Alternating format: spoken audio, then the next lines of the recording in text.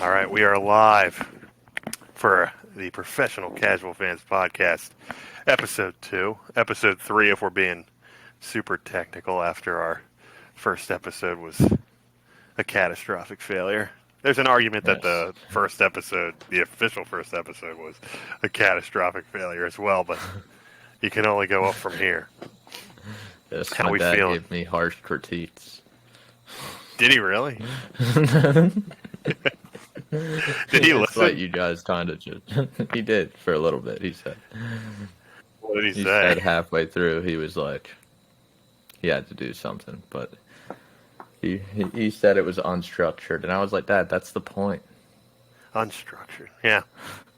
Damn, cold. I mean, that's kind of, we were just free-flowing, kind of, and he was just coming at us. Couldn't believe it. He's gonna hear this, so Dad. It's constructive criticism from Ian. Does he Yes, go by Ian or that's Ian? exactly He goes what by he Ian, said. right? He goes by Ian, but he was Okay, good. pitching ideas. So if we ever need ideas, we got a video. He could be a guest on the show. Yeah, absolutely. We can get him in here. Yeah, we'll get both dads on. Just everybody Yeah. talking at the same time because everybody's on a delay. That would be just the most electric episode. Just everybody Everyone's just like, like, up. well, I was thinking. You go ahead. No, anyway, what? You go ahead. All right. So, should we get to the sports talk there? So we Yeah. did our pick'ems last week. We pretty much had the same exact picks, Besides except for two. what two? Yeah. Yeah. And those two picks were. Do you have the list on you by any It chance? was the Jaguars and the Chiefs. You took the Chiefs. I took the Jags. And then it was Houston and the Colts, and you took Houston and I took the Colts. So we ended up with the same record still. We split the two difference. So Honestly, yeah. So we we're went both 11-4. 4-4 in the early window, and then undefeated after the early window. Hell yeah, we did. There we killed go. it in that second window. It wasn't We looking did. good in the beginning of those second window games, but they Yeah. turned it around for us. Especially the Commanders. The Commanders are back. The Commanders and the Giants turned it around in the They second did. half for us. The Giants aren't back. The Commanders are back. Sam Howell, Absolutely. best QB in the NFC East. Eric Bieniemy, best offensive coordinator this world's ever seen. Ron Rivera fighting off dementia with everything he has. You're going to hate me when we get later into this show. I'm ready for it. Yeah. Any surprises for you for week 2? My biggest surprise is that just the Chargers still can't figure out anything like defensively. And I think Brandon Staley's just has to be like considered like it's done. I just am over watching him fail with that talented lineup. Like there's talented players everywhere. Their offense, I mean, they perform always, but Brandon Staley's a defensive head coach, and he's just not getting it done on his side of the ball, and it's just making that team terrible. Yeah, I don't know. Like I said last pod, I don't know how he survived that Jacksonville debacle, and somehow got Joe Lombardi to take the entire blame for that. He has made stupid decisions his entire tenure with LA, and it just sucks to see Justin Herbert, who's arguably the most talented quarterback in the NFL, kind of wasting away. As I mean, he's got one playoff appearance this season. Obviously, they're 0-2, and there were 2 winnable games. I think that's what's frustrating. Yeah. And they're playing. It's not like they're playing bad teams, but you know they're. It's pretty much the MO of the Chargers way before this. Even the San Diego Chargers, like they're always just that team. And like Phillip Rivers' time, it was always that team that like lost within the last 2 minutes, and they're like they hit one off the post or something, and it's just it's never ending. I'm starting to wonder if they're cursed, but yeah. Yeah, no, they've always been that team that's had talent out the wazoo, and just Like they'll go like 9-7 or 9-8. Like it's just so disappointing year after year for Chargers fans. Even if there are Chargers fans, because they never play home games. No, yeah. Did you see that the Niners Rams game? Yeah, it's it. Did you That see was the wild. crowd? The sea of red. Yeah, it looked like a Cardinals game. Like there Yeah, was so much red.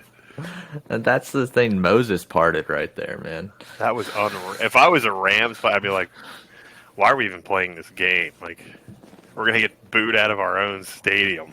I know. It's just so disappointing. No one I guess in LA, no one supports their football team. It seems like they got two, and none of the teams get support. Yeah, it was one of those things that like everybody, like you had the Rams there first, and it did what back in the '80s or whatever, and it didn't work. No one cared about football in LA. They still don't care about football in LA. And the people who do care about football in LA, either like the Raiders, the Niners, or the Cowboys. Like the Rams and the Chargers aren't even like in a top 3 market in their own city. So why would you think that worked? But, it is what it is. So, my biggest surprise, pivoting a little bit from our West Coast friends, Yes. I don't know if I want to call it the surprise as much as it is the coming to terms with Justin Fields. I think this weekend was a very sobering kind of revelation almost for Chicago fans as he put up yet another just stinker of a performance. And for some reason, last year you could play it off like, it's his second year, like he's still kind of learning or whatever. And it was kind of electrifying. He had a few little runs here and there, but it's like, he leads the league in sacks. That probably shouldn't be right? He's supposed to be like the super fast, elusive guy, like leading the league in sacks. That kind of doesn't make any sense. No, but it's because he's holding on to the ball constantly. He's not hitting wide open wide receivers. I don't know if you saw that, Yeah, I did.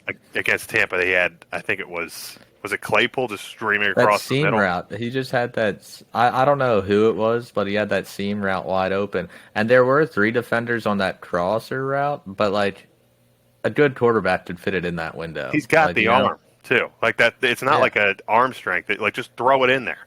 Like you got to trust your receivers, and this is one of those things where a guy's just not trusting his progressions. He's not, it's something that happens when I feel like somebody who's not NFL ready has to play too early, and that might have been the case for him. And it's like where he's been burned so many times by making these decisions, and it's like he's not. The thing you want to see though from like a good quarterback or something is to learn from that. And I think he isn't learning from that. His confidence is shot. He's blaming everybody else but himself for what's going on there, and it's just not a good situation. And it turned from a year where I think a lot of people, including the league, were really hoping the Bears were going to be something to now they are looking at the Caleb Williams sweepstakes or Drake May sweepstakes, whatever one. Whoever goes to Chicago, though, is going to suck because it's their destiny to only have bad quarterbacks. Yeah, with their luck, they'll take Caleb Williams, who's supposed to be the next Patrick Mahomes, and they'll run the test if they didn't take Mitch Trubisky over Mahomes finally, and it just still won't work out because their team's they have no O-line. It's just not a well put together team. The organization has just been ran like shit for the past 10 years now. So Ever since the they're double in the doink, dark dude. ages in Chicago. Yeah. The devastation of the double doink has just sent Chicago into oblivion. Cody that 1 Parkey year has destroyed them. Yeah.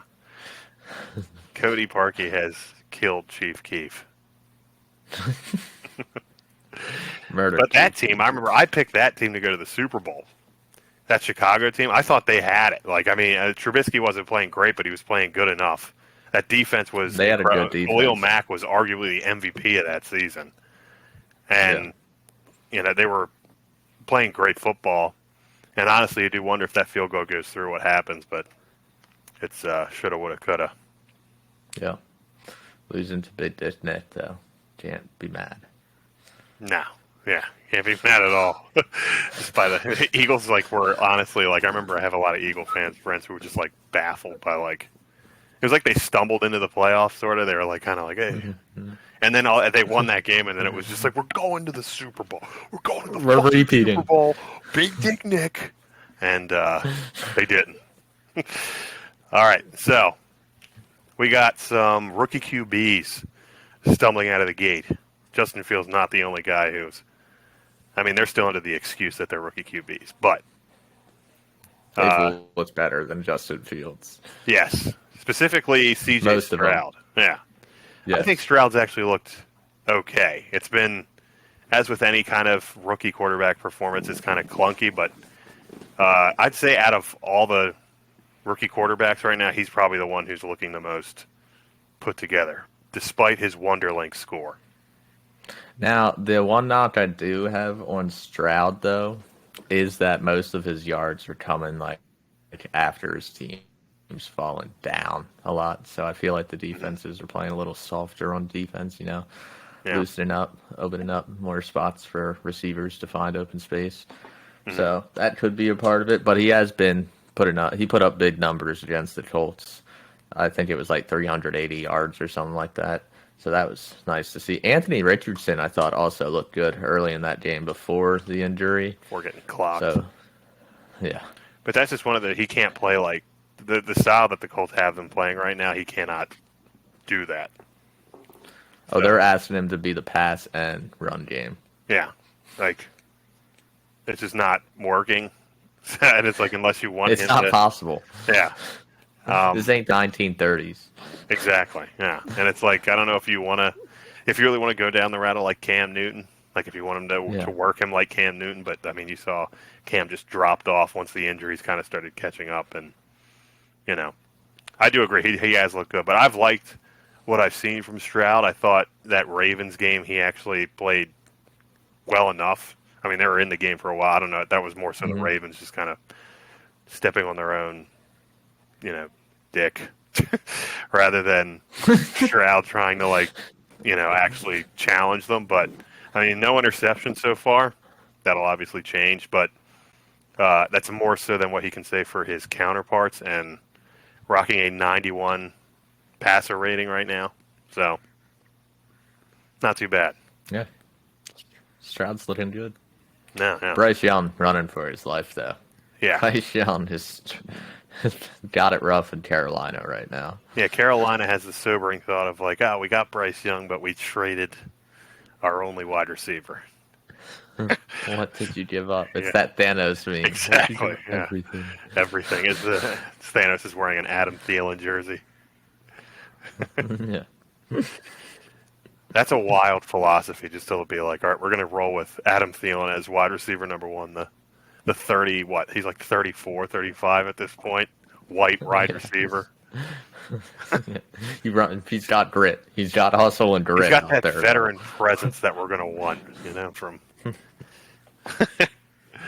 But yeah, Bryce Young has not looked great. And there's like a certain feeling, I don't know, like I might just be a dumbass, I probably am, but when you're watching rookie quarterbacks, you either kind of feel it while they're playing or you don't.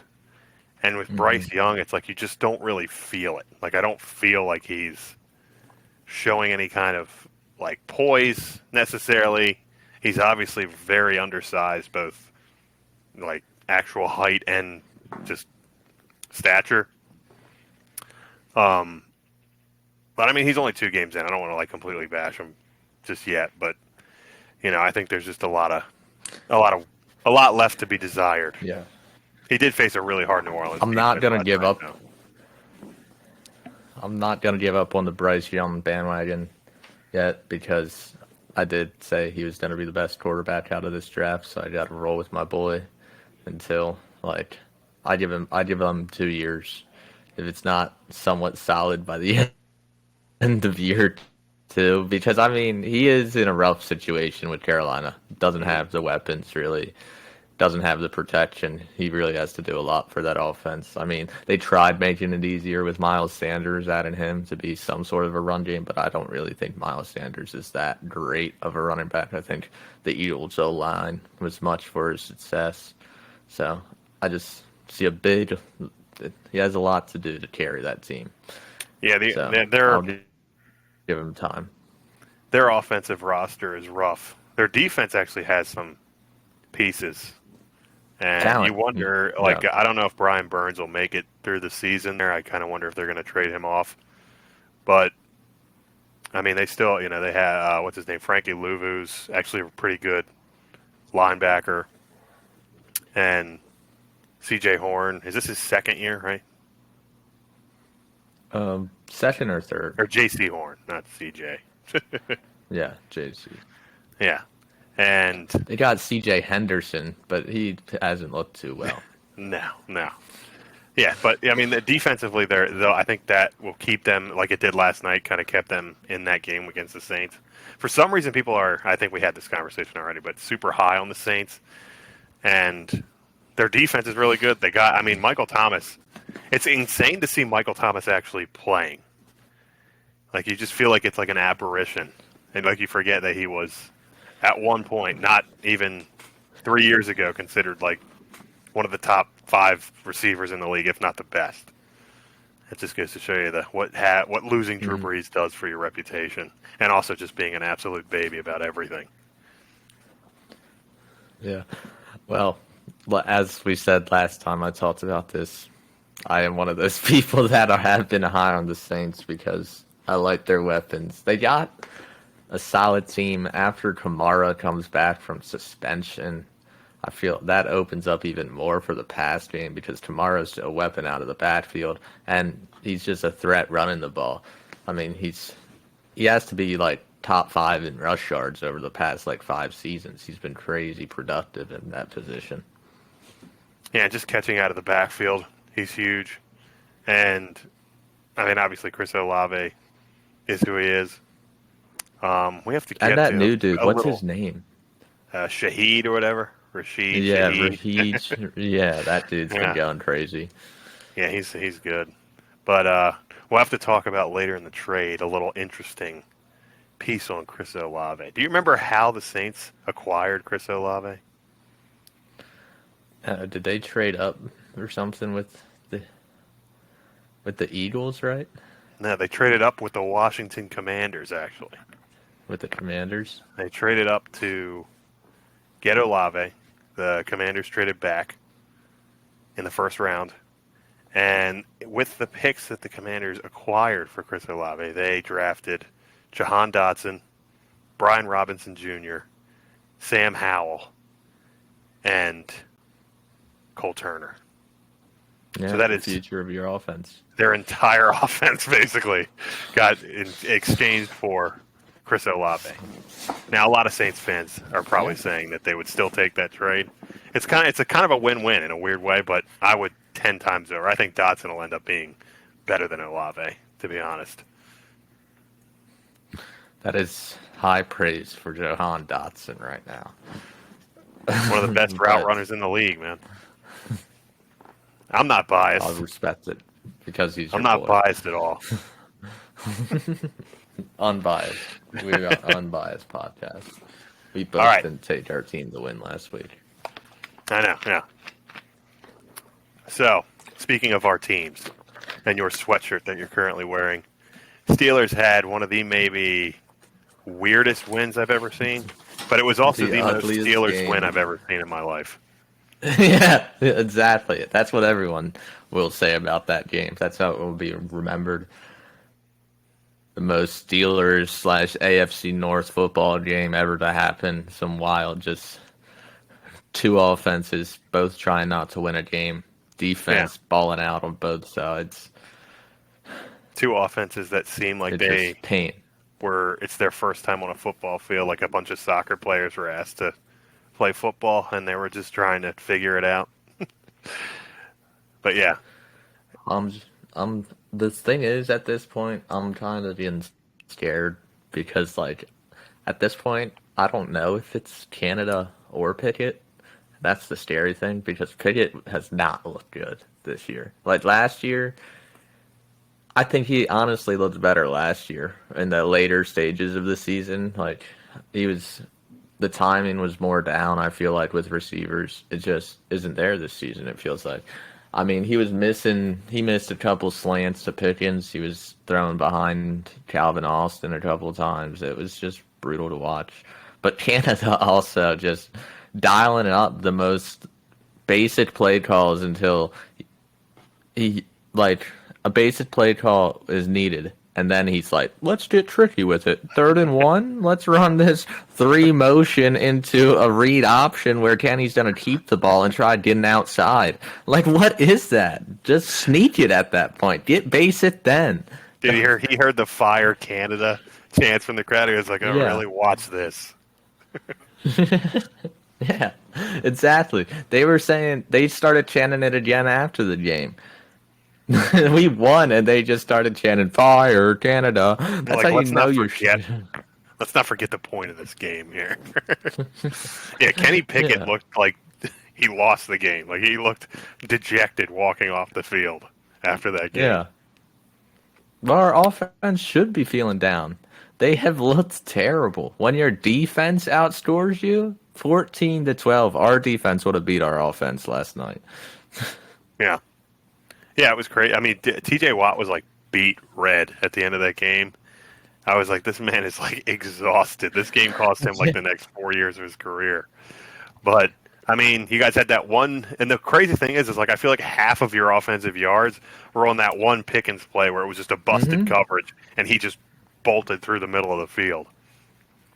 Yeah, well, Pickens, dog, put up his highest career receiving yards. He likes playing the Browns, it seems like. Last year, he did that one-handed thing where it was like, Yeah, reaching all the Insane way catch. back. And now he put up like 140 against them, close to that. So I was impressed by him. He seems to get open a lot, but, Pickett hasn't been able to distribute the ball well enough this year. he's got the weapons. He's got him. You got Deontay, Fryermuth.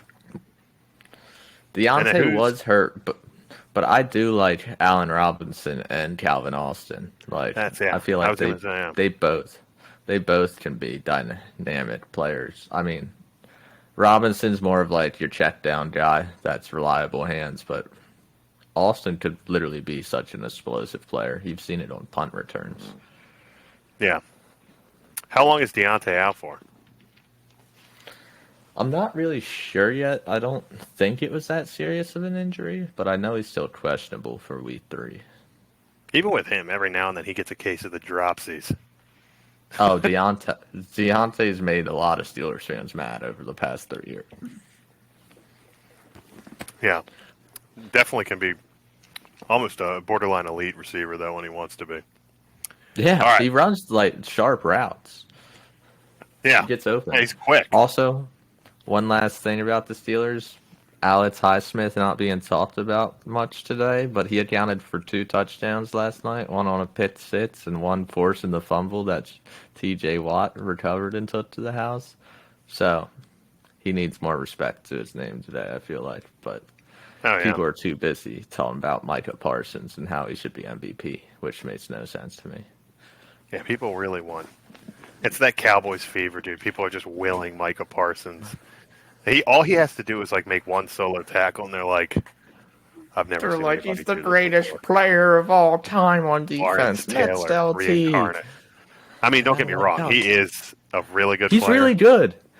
And, I mean, you can line him up anywhere, basically, which is, incredible. I had a guy come up to me the other day who's also a Commanders fan, and basically said to me, he's like, why can't Chase Young be Micah Parsons? And I'm like, it was like the dumbest question to me. I was like, yeah, I mean, wouldn't that be great if, like, just him or anybody could be Micah? If we could just have Micah Parsons, that would be awesome. But So it I'm doesn't sure, work on though, that. if you looked it up, Chase Young probably has close to the same amount of sacks and TFLs as Micah Parsons has in the past couple years. Because he hasn't done anything crazy.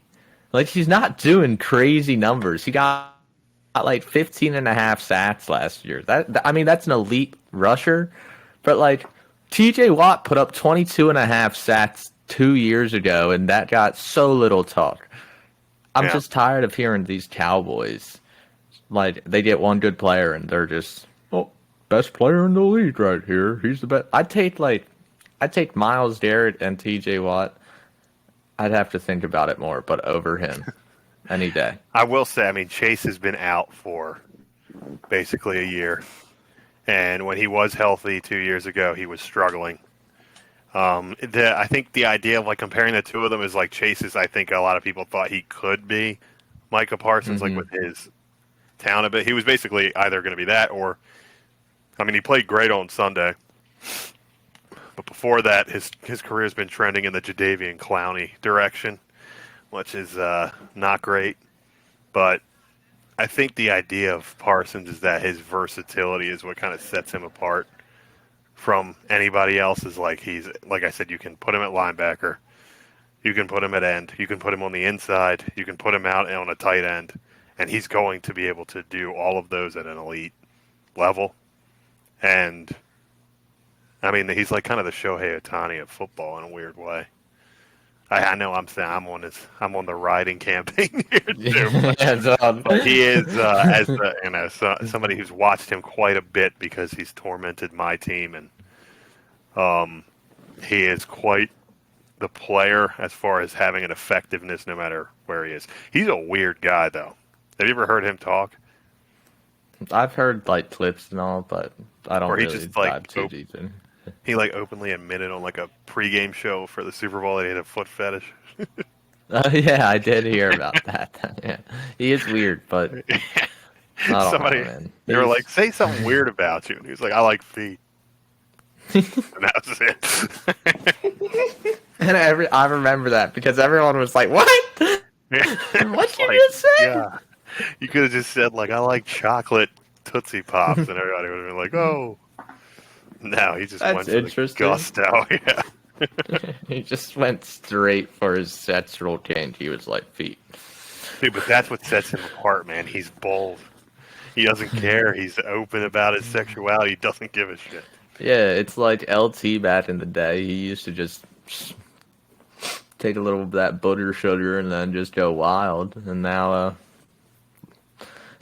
Yeah. It like has if to. Parsons looks at feet and he gets in there and he's like, "Oh."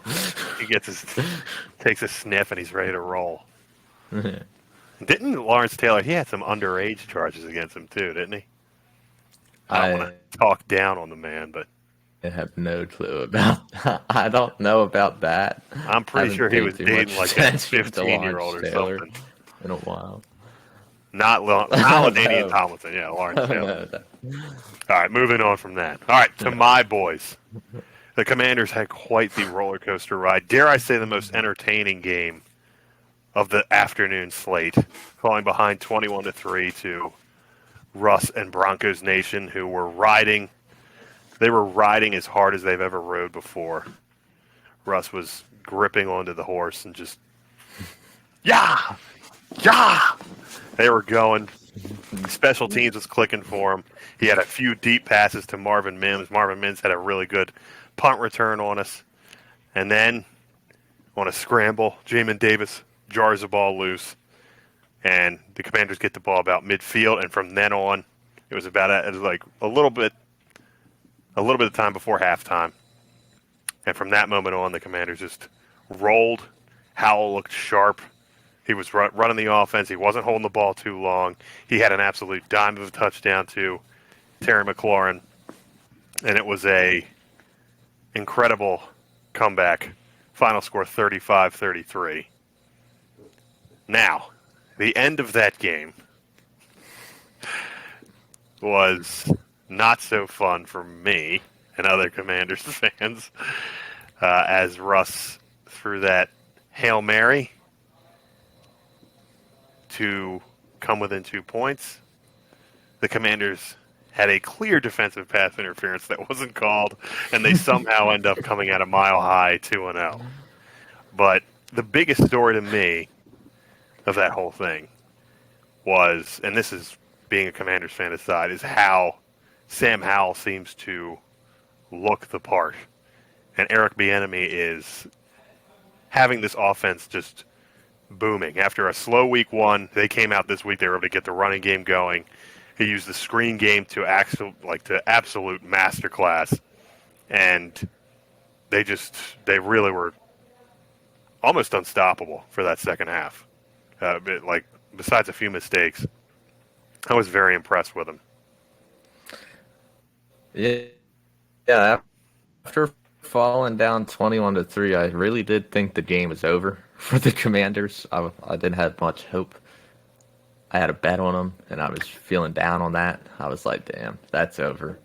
And then Sam Howell really did pull it together and just start slinging the rock, moving them up and down the field. Didn't seem like the Broncos defense even existed in that second half with what Sam Howell and that Redskins offense was doing to him. But just another disappearing act for Russell Wilson in the second half. Back-to-back weeks, I think they've had a lead going into halftime, and the offense looking good going into halftime, and then just collapsing. And it's like, how much time does Russ have left, after that? Like, because I feel Sean Payton just isn't, he's just such like a hard-nosed coach that I feel like he could make a change happen. He doesn't seem to be on Russ's side at all with the things he comes out and says. So I fear for Russell Wilson's career after this start, because if it doesn't change fast, it is gonna just go real bad for him. But Sam Howell looked great. Yeah, yeah. Russ is. I think you're starting to see a little bit of the end. The team looks disjointed. I don't know if the guys really like him. I know Seattle, obviously, last year when he left, they weren't terribly upset, and there was a few comments, I think, from Tyler Lockett about people taking credit for wins and stuff like that, and how it was like really nice to just win as a team and not have somebody constantly trying to take credit for what happened. And I trust Pete Carroll as a coach, and Pete Carroll seemed to have no problem letting Russ go. And you look at Geno Smith in that offense, and you're kind of like, maybe it wasn't him. And, I mean, it just looks disjointed. Granted, they're missing a lot of their playmakers. Jerry Jeudy's kind of hobbled. He played, but he wasn't 100%. Cortland Sutton's still trying to recover from that ACL. Tim Patrick is out. They were missing their tight end, Greg Dulcich. So, but, it doesn't get away from the fact that, like, it looks disjointed. You had your foot on the neck of a Commanders team that isn't exactly incredible. And you're at home for the second straight week in a row, and you can't get it done. And, I do wonder where Sean Payton goes from here. It will be interesting because I just can see Sean Payton about benching Russ, maybe even trading him. The Jets are looking for QB. Wouldn't it be funny to see just Sean Payton slaying Russell Wilson over there and do well with Zach Wilson? Just a huge. That would be the wildest thing. And Russell Wilson still sucks on New York. Yeah. Yeah. I mean, I don't know where they go from here. I know that going into this season, I didn't feel like Denver. Sean Payton really didn't move the needle for me. It just seemed like one of those. Denver's kind of desperate to stay relevant. They don't seem to be able to really kind of create, other than making their defenses really good. They can't seem to develop anybody really out of being a mediocre or a little bit above average player. So, especially on the offensive side.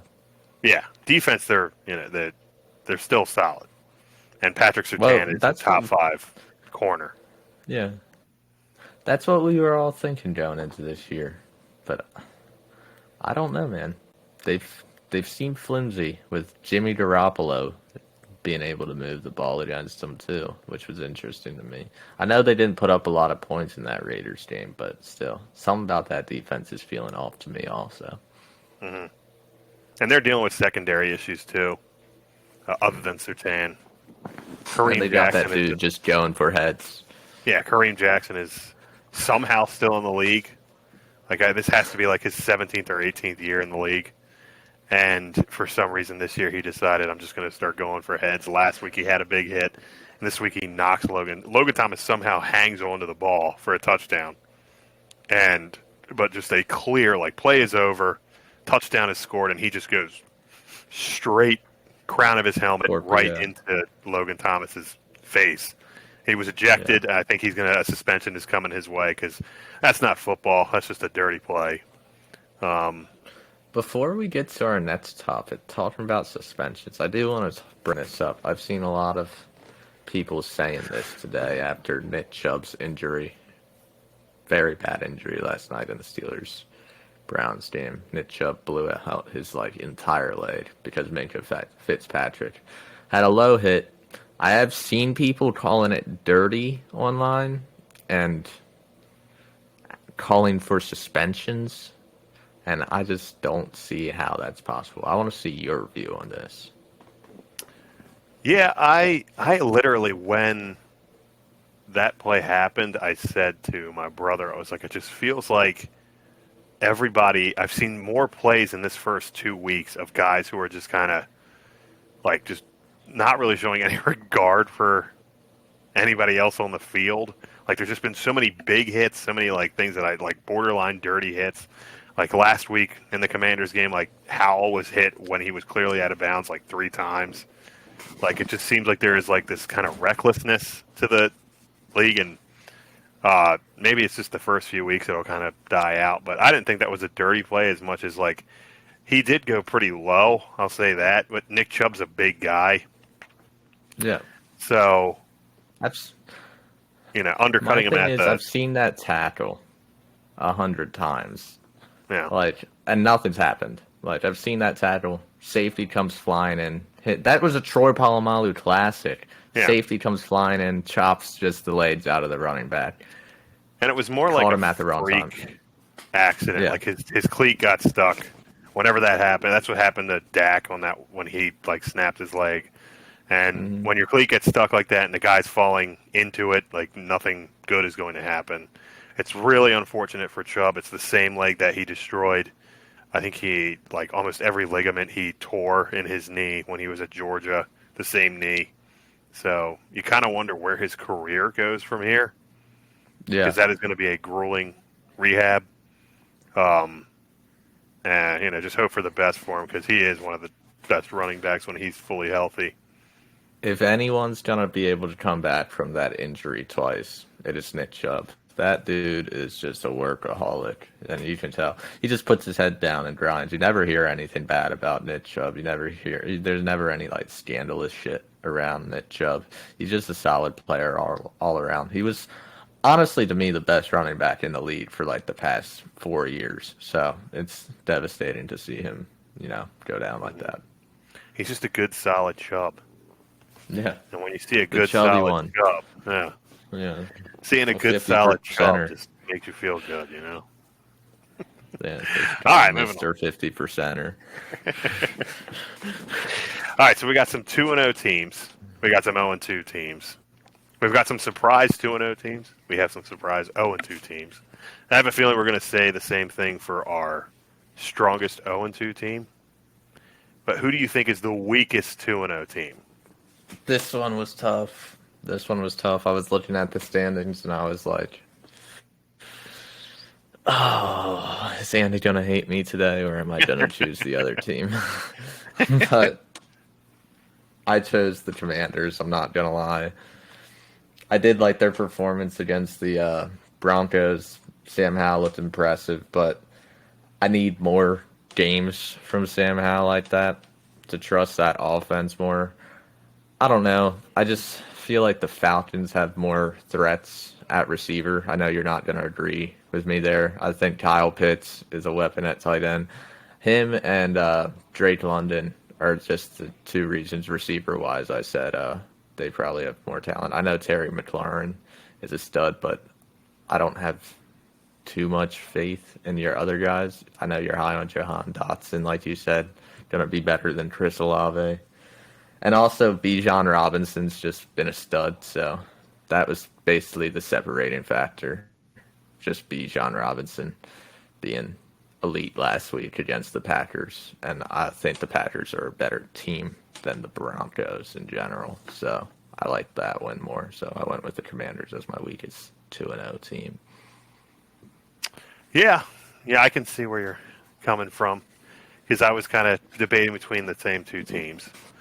I put it in. There's kind of two ways to look at this because you've got the Commanders are in one of the strongest, if not the strongest division, Hmm. and then you have the Falcons who are in, I think, by far the worst division, which is actually turning out to be not too bad.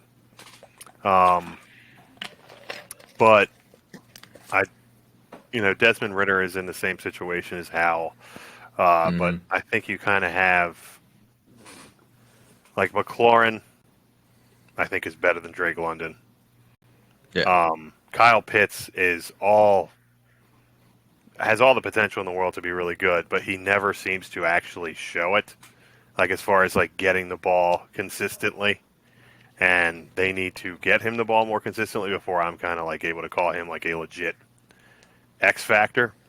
Bijan's already shown what he can do. He's living up to the hype. However, Atlanta's defense is kind of in the middle right now. Whereas I think the Commanders, that's what sets them apart, is that I think their front seven is, if not the best, in the top three with Philly and San Francisco. That front four is just, especially if Chase is playing at this level. Like, I mean, they're gonna be in every single game they play this year, no matter how good the opponent. They're going to be in it because of that front four just wreaking havoc as long as they stay healthy. And Deron Payne is right up there with Quinnen Williams and what's his name? I'm forgetting. Anyway, yeah, but he's one of the top three tackles in the league right now. I'd say the Falcons were pretty weak. I think the Bucks are also a really weak 2-0 team. Something about the Bucks I like though. I don't know what it is. I know I their defense is honestly what it is. I really do like their defense a lot. It's basically the same defense from that Super Bowl team. Hmm. And just knowing how they just shut down Patrick Mahomes for a whole game just makes me like him a lot. I like Yeah. Devin White a lot at middle linebacker. He's a stud. I don't think he gets enough credit anymore after Hmm. Tom Brady left. And he didn't have that good of a year last year, but I think he's a stud at middle linebacker. And their front fours can wreak havoc any day, too. Yeah. And the other guy, the other tackle I was thinking of was Jeffrey Simmons. I blanked. I wanted to Mm. say Jonathan Simmons, but that's a basketball player. Yeah. But yeah, Tampa's defense is still, they haven't really lost that many pieces from that Super Bowl year. They're still really good. And, if Baker can play like this, I mean, they played like Baker two. Go ahead. he doesn't have to play great. Like he can just as long as he doesn't turn the ball over, it's like Brock Purdy in San Francisco kind of just with slightly less talent on the roster Hmm. because he doesn't have to play like phenomenal. He can just coast a little bit, keep close for a little and then maybe just toss together a game-winning drive every now and then. But Yeah. And trust your receivers. That's all you got to do. yeah, you But got yeah, Mike Evans and Chris Godwin. I'm going to go Falcons, weakest team. So, yeah, Yeah. and fuck you for going with Commanders. All right, so most intriguing storyline going into week 3. Is there something that's really, other than Deion Sanders in Colorado? Were we not doing the 0-2 team? Oh, yeah, sorry. Geez, I'm moving on. I'm trying to get it in under 50 minutes here. We got to cut these things down. All right, we'll go with, who do you think is the strongest 0-2 team? Vikings. Kirk Cousins has put up just phenomenal numbers for the first 2 games. Justin Jefferson has looked crazy. He's like probably Tyreek Hill talked about trying to put up a 2,000-yard season this year, but if anyone has a chance, it's Justin Jefferson. And their only problem has been fumbling the ball early in games, really. Like, they just can't hold. They got them butterfingers, greased up hands, or something. I don't know. But if they hold on to the ball, they probably win both games. Yeah, and they got to get Alex Madison going. That's a big thing. It's Yeah. if you're going to get rid of Dalvin Cook because you have trust in this guy. Like, you kind of want him to play better than Dalvin Cook would play, and that's not at all the case right now. And Jordan Addison is really good. He's a great deep threat, great complementary guy to Jefferson, and I think he's going to put up big numbers just because defense is going to be so preoccupied with Jefferson. And T.J. Hawkinson, too. I think Kirk loves his tight ends. Hawkinson's had a great first 2 weeks so far. I'm going to have to go with the Chargers. Like I said earlier, I think Herbert's probably the most talented quarterback in the league. If you're looking at like every single kind of attribute, I think they had a really hard start to their season. You had two tough teams. Tennessee's not the greatest team in the world, but I mean, Vrabel is such a good coach. I think they now have won the most games where they go in as the underdogs that they've won, and that's a huge testament to him. And obviously playing the first week against Miami, who is just looking, if they stay healthy, that offense is just ridiculous. And so their schedule will get a little bit easier from here. So I'd say Chargers will definitely pick it up. They're definitely limited by their head coach. Like, they need to move on from Staley. It sucks that they haven't come to that conclusion yet. But I think another disappointing first round exit, if they make the playoffs, will probably do that for them. I think if they start real rough, if they keep dropping games that are winnable, he has to be gone by like week 6. Yeah, they can't mess around. You can't be wasting Herbert anymore. And actually, that's their game this week. The Chargers play the Vikings this week, so somebody's going to win. So we're actually going to put our argument here to the test. So we'll have to see what happens. All right, so rolling into week 3 now. We'll do our predictions next on Thursday. What are we thinking for week 3? Do we want to do a Thursday night prediction now? Because last time we filmed after the game. I don't know if it's going to be terribly interesting. 49ers, Giants. I think we're probably going to go with the same pick here. Yeah, both 49ers. It's clear. It's clear and obvious why. So we're not really going to go too deep into it. I just thought we would get that out of the way. Yeah. Instead of just covering that game. It's funny how these Thursday night games always end up ultimately being like just a shit show. Like, as the year goes on, they just start looking worse and worse. You end up with like you end up like with the Bucks versus the Jets or something, and it's no one wants to watch that in like week 15. No meaning behind it. No, both not just at all. playing for the first overall pick. Freaking plaster dudes watching it in the bar, just thinking it's like a rerun. All right, anything you're really looking at week 3? Most intriguing storyline. I've got 2. This is Deshaun Watson's time. Like, this is where it's time to prove it. If he's really worth that big $245 million they still owe him or something like that, then it's, guess what? Like, guaranteed 230 of it's going to him.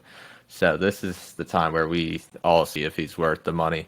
He didn't look like it against the Steelers after Chubb went out. He just looked terrible. He was sailing passes out of bounds all game. It felt like you could see the frustration building over on him with the 2 face mask penalties, which is rare for any player, especially a quarterback, to get 2 face mask penalties. It's crazy.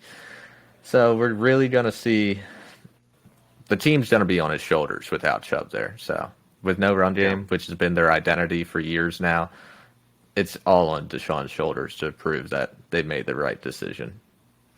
Yeah, I wouldn't be surprised if Cleveland looks to move for Cam Akers and bring him in. Yeah, I think the Rams are done with him. But Ford didn't look bad. He didn't, no. And they had that huge run in was it in the third quarter or the end of the first half. So, I mean, their run game looked decent. Yeah, Minka tried so hard he collapsed the lung. Yeah, he was over there like puking on the sidelines. It looked like he like just slammed his head into the. Yeah, he went He went to the hospital after the he went to the hospital. Dog. Something with his chest. He just ran He so literally hard. He probably shouldn't have came back in, honestly, after that hit on Chubb. Because he was hurt after yeah, that, too. probably not. But I I'm know, and he was looking like, at... "I'm coming back," and then Ford's busting down the sideline, and he's like, He was like, never mind. and then making the play. Call 911. Yeah, I'm looking at Zach Wilson. Because I think right now the Jets are in a do-or-die situation here. They need to decide if they want to move forward with him or if they need to make a move for a veteran. And I think they might already have that answer, being as he's thrown 4 interceptions in 2 games, and it doesn't seem like Aaron Rodgers has really rubbed off on him as much as they wished he did.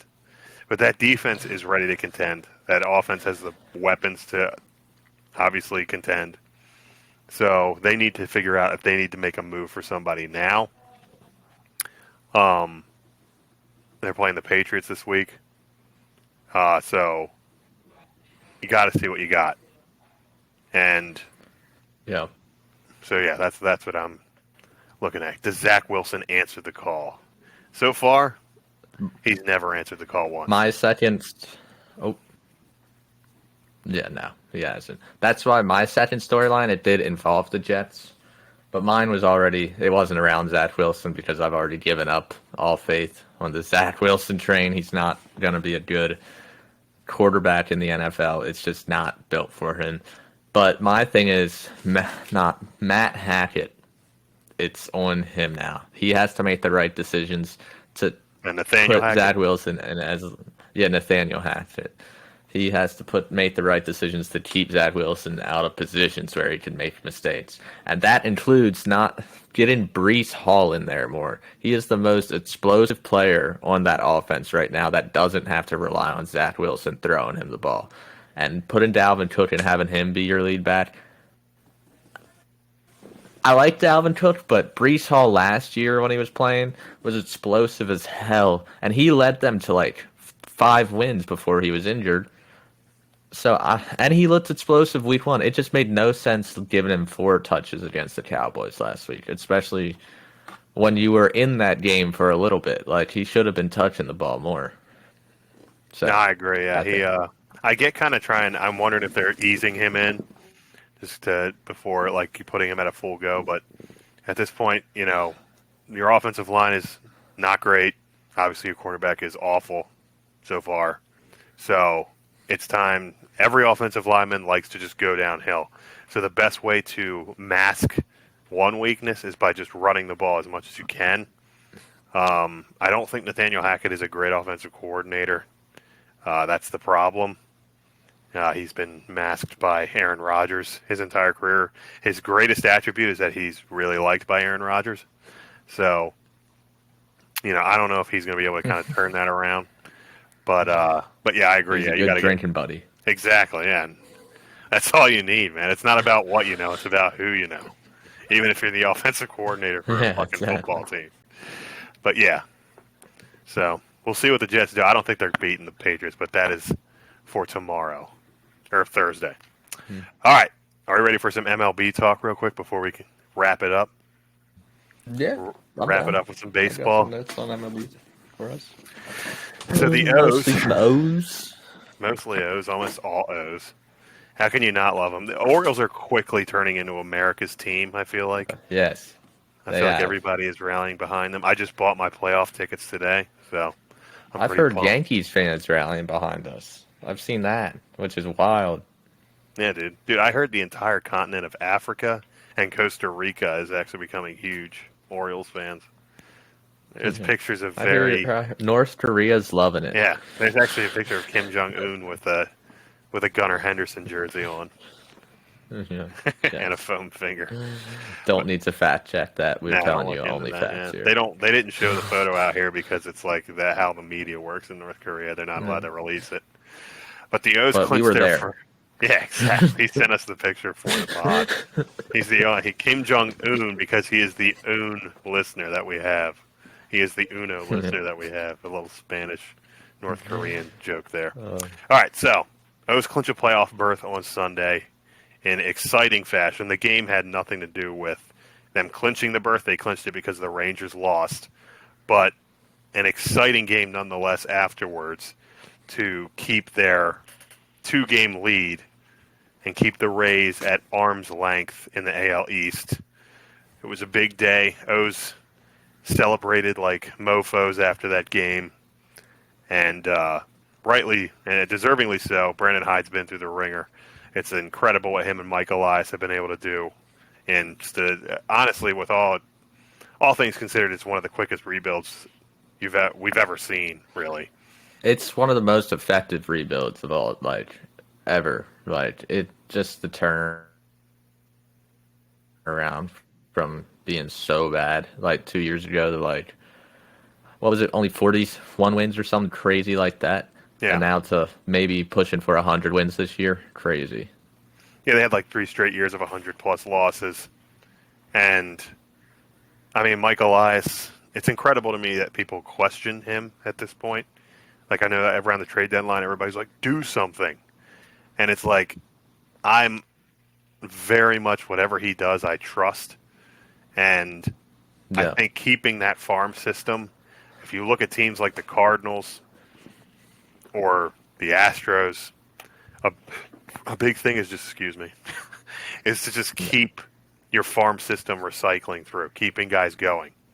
And you look right now and just the plethora of guys that are down there who are sitting in AAA that are MLB ready just because we have so many guys up here is incredible. Now, can you use some of those guys as pieces? Yes. But you don't want to do what the last regime did, which was completely deplete it.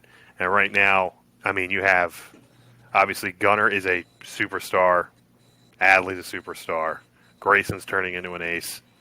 Kyle Bradish is the ace of the team and a borderline in the second half of the season Cy Young candidate. Hopefully Felix is all right. Felix Bautista. And then you still have Jackson Holiday sitting down in AAA ready to come up next year. And it's just incredible. The turnaround's been insane. I'm so excited for the playoffs. How do you think the AL East pans out? Do you think the O's hang on, or do you think the Rays find a way to... Well, one creep more up? thing about Mike Elias is that he is proven. He did it for the Astros. He turned that whole organization around when they were in the dark times, too. He took them out of their dark times. And look, they've just been running with it ever since his regime left.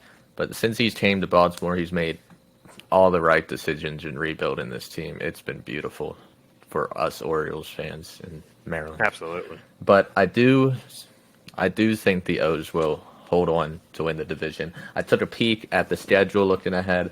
The O's got the Astros, the Guardians, the Nats, and the Red Sox, and the Rays got the Angels, Blue Jays, Red Sox, and then the Blue Jays again. And I think the Blue Jays will take one of those series against the Rays, and I honestly think the O's could win all those series. None of those teams are really competitive. None of them are looking in the playoff race besides the Stros, and we took game one already.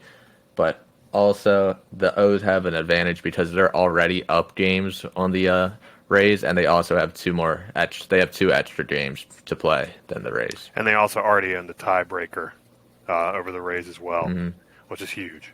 The only series that the O's had left that I was seriously concerned about was the one that they're playing right now. And like you said last night, they won another thriller in the 9th against the Astros, and they are currently winning 5-3 in the top Got of the that 6th. 83 magic. Exactly. That Orioles magic. Orioles magic. ORIOLES. We'll cut that out. Orioles. But yeah, they're looking really good. They got a 4-game series in Cleveland. Cleveland's kind of feisty. And the thing about baseball is you never know really what can happen. What's going to happen? But I think like you said, Toronto is still fighting for a playoff spot. And the Rays have been really hot. That's the only thing in there. They scare me just because they are, I think, a better team than the Orioles in the aspect of a postseason run. because I think their bullpen is significantly better, even though the O's somehow by a miracle were able to hit off them in the end of that game on Sunday. And that makes them scary. And it's just scary to me when a team isn't reliant on like a few players. And not that the O's are like that, but like the Rays are so well balanced in so many like aspects. They're such a smart team. Their starting pitching is great. But I do think the O's find a way to kind of edge them out at the very end of the season and take the division. And once again, that's not biased at all. We're not biased No, here. we're not biased. We We're don't just going to even tell know you what what's going to team. happen. We Yeah. established this last week, and we were right. 11-4. Yeah, so listen to us. And, like, we're not biased. And if what we say doesn't happen happens, or if what we say we think is going to happen doesn't happen, we'll cry. And that's how it is. Yeah, We'll just cry. exactly. So, Exactly. yeah. And that's it. And that's because we're professional Suffering. casual fans. That's what The we do. American way. The great thing about right now is we're an hour in, and no one is going to hear this part. Yeah, that is the great part. So we can say whatever we want. Until we're big time, and then people are like, "Let's take a look back at what they were posting then," and then it's like, "Oh my!" And then goodness. we're in more trouble than just this. Yeah, All right. exactly. So we'll do one last thing, and then we'll cut it off here. Team most threatening you feel in the American League, and team most threatening you feel in the National League going into the playoffs. Not necessarily the best team, but the team that you're most scared of. So I'm not scared of the Orioles, but I do think every other team should be scared of them because they've just been the most. Everyone was loving the Rays in the beginning of the year, but they went through a rough patch. The Orioles have been the most consistently. They have played the most consistent baseball throughout the season. They haven't had like a terrible stretch of games. They haven't had a losing streak of more than like 3 games, probably, maybe even 2. So I just think the O's, they haven't been swept in a series. That gives me hope. They're always getting at least one game. So that in the playoffs, I think that gives you hope that they can just make it to the next round. Also, they just somehow seem to pull it off at the end all the time this season, so it's been beautiful to see. But a team that's threatening to the O's that I don't want to see in, that we could help knock out, are the Astros. I think no matter what, the Astros are always that team that if you let them sneak in, they're going to make a deep playoff run just because they've been there. They've done it, you know? Yeah, definitely. The Astros have the pedigree. They know how to win.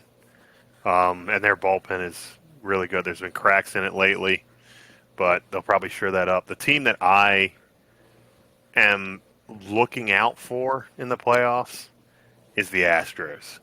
Not the Astros, the Mariners. Because I think the Mariners have the talent. They showed that last year. They have the pitching. Their bullpen's decent. So I think... in fact, their bullpen might have the best ERA in all of the majors or something like that. It's something crazy. But they're a good team. And Julio Rodriguez is obviously a superstar, but they have other guys around him that are more than serviceable. And so you could see it's always a team that like gets hot in the last week or so of the season that just carries it over into the playoffs and they find a way to get to the World Series somehow. In the NL, Yeah. I'd have to say, That's I think baseball. the Phillies.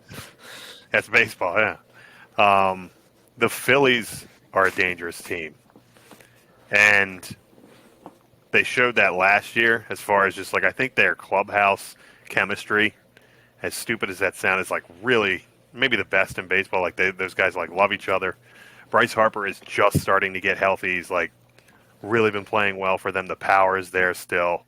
And that he's just electrifying, and Castellanos is playing really well.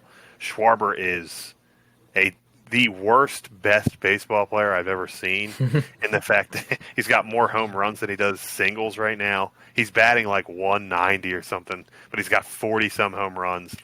Like, he's just ridiculous, and that is huge in the playoffs.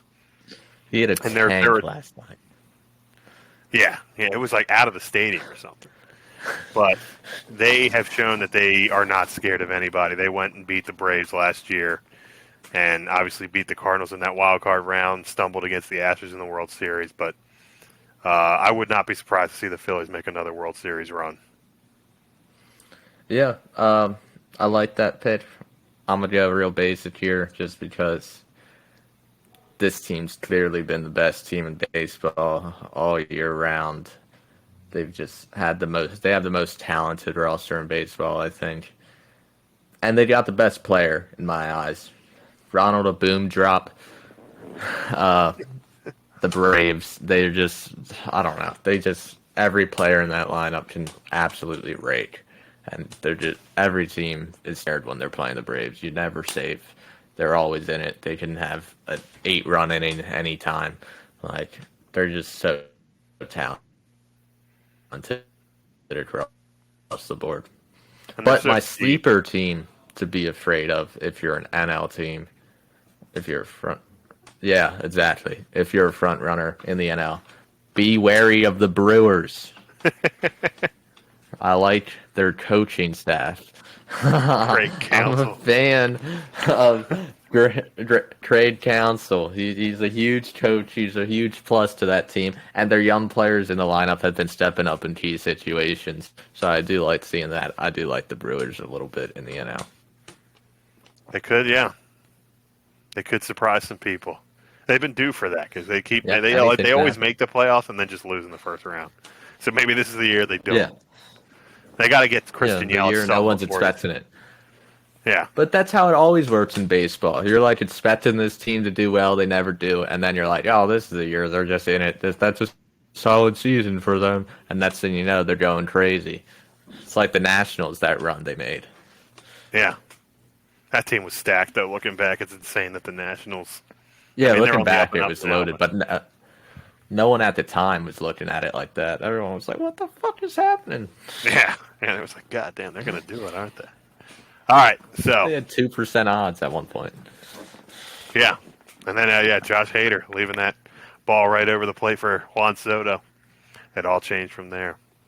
All right, so Thursday night we'll be back on here as we log off. Right now, the O's just took a 7-3 lead on a gunner single, so it's looking decent. Knock on wood, Oh, but that is a solid lead. looking good. Yeah, I'm Andy Palm, along with the man who Holy caused D. Bradley Chubb, Nick Chubb's injury, Cole Dennis, and we are logging My off. voodoo doll. If you My listen to this, voodoo doll. if you hear the end of this podcast, you must notify us, as we must notify the police, that we have a stalker. All right, see you Once guys later. again. See ya.